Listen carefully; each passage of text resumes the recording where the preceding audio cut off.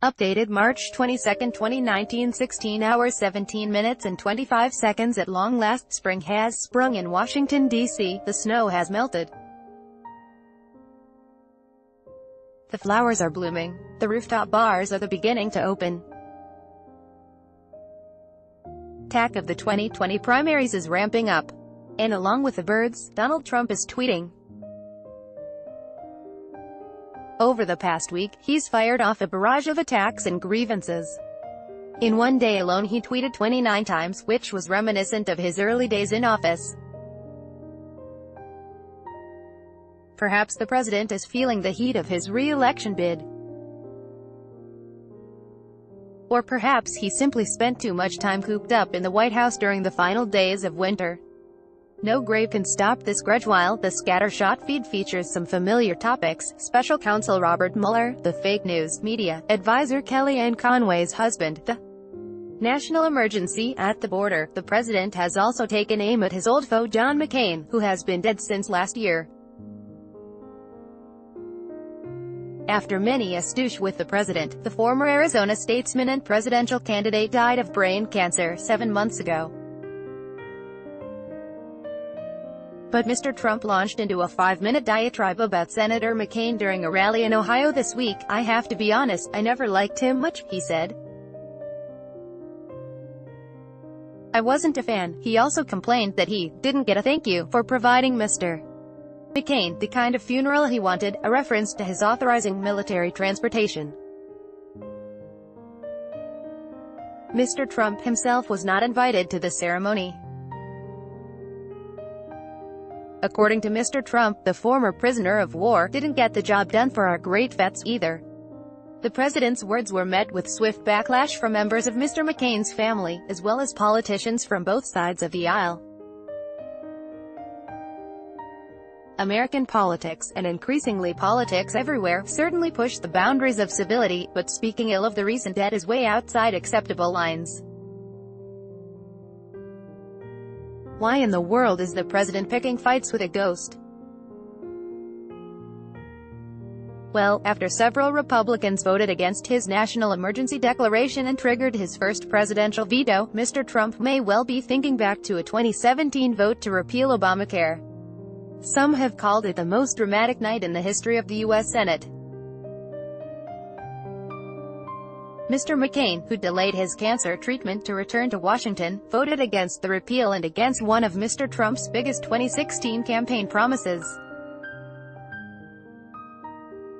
Though Mr. Trump could also be dwelling on Mr. McCain's role in surfacing the Steele dossier.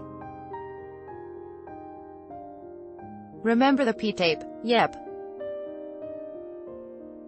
The Steele dossier was the source of those rumors, along with some alleged underground dirt on Mr. Trump's relationship with Russia. Mr. McCain was the one who handed it over to the FBI during the 2016 election campaign, saying it was his ethical imperative to do so. The B-boys steal the spotlight. Like we said, it could all come down to too much time cooped up in the White House waiting for Mr. Mueller's report to drop. But it makes sense that Mr. Trump is thinking back to past battles. With the onset of spring, the election campaign before the primary vote is ramping up. It's also been an unusually slow U.S. news week. Mr. Trump has spent many days alone with his phone and Fox News as the U.S. media turns its gaze to the B-boys, Democratic trio Joe Biden, Bernie Sanders and Beto O'Rourke.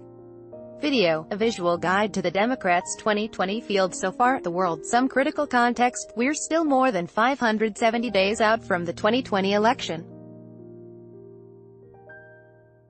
And Joe Biden hasn't even announced he's running yet. Yet the three are soaking up the news cycle for their performance in very early polls.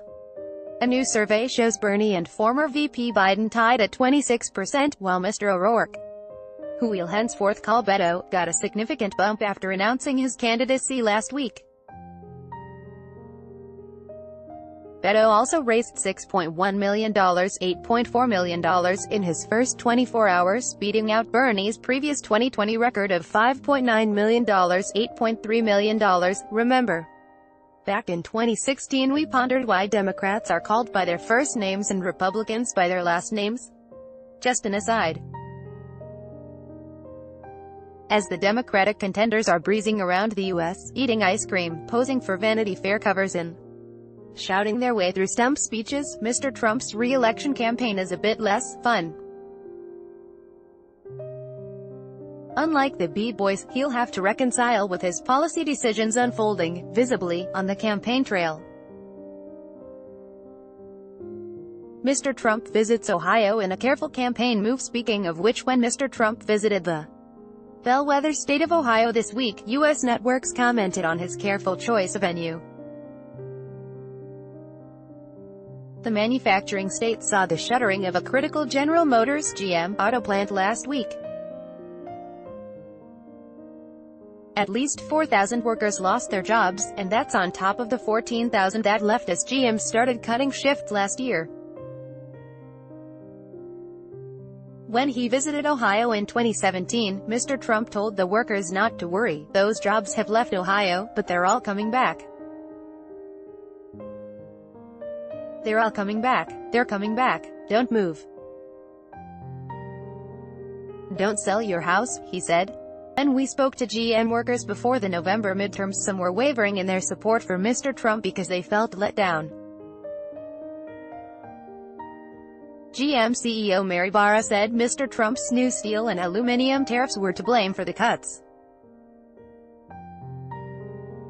By some estimates, they've cost the company about $1 billion, $1.4 billion. That said, demand for the car being manufactured at the plant in question had been on the wane for years due to changes in consumer tastes. Mr. Trump won Ohio in 2016 with those same, traditionally Democratic-leaning auto workers swinging heavily towards the Republicans. According to one poll, Mr. Trump's approval rating has fallen 19 percentage points in the last 2 years. So the president chose a different plant to rally in on this trip, one that builds army tanks. It almost shut down once, but is now benefiting from the White House's defense spending. You better love me, he said to workers at the rally. I kept this place open. Expect to see a lot more of this over the longer than long election season ahead. Topics: Government and politics, S elections, world politics, United States. First posted March 22, 2019, 13 hours 5 minutes and 20 seconds.